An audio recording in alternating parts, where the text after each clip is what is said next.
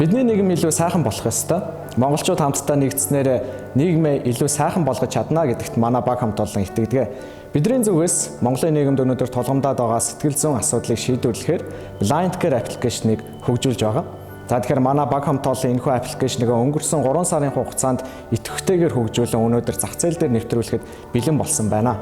Blind Care аппликейшн юунд хэрэгтэй юм бэ гэвэл өнөөдөр бидний дэргэд байгаа найз, нөхөр, үр хүүхдүүд маань, аав ээж, ах дүүс, хамтран зүтгэгч мөн танд ч гэсэн мөн хэрэгцээтэй ийм аппликейшн байгаа.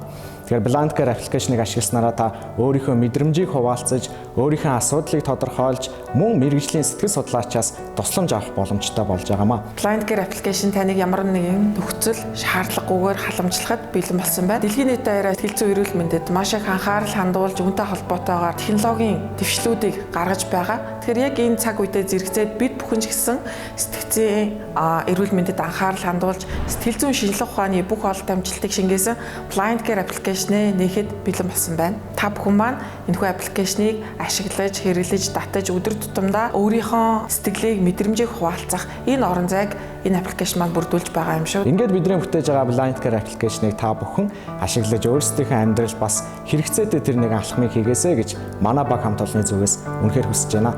Энэхүү аппликейшн ашиглагцсанараа Монголын нийгэм илүү сайхан болоход бидний зүгээс үзүүлж чадах тэр ганцхан алхам болох юм болов уу гэж итгэж найдаж байгаа.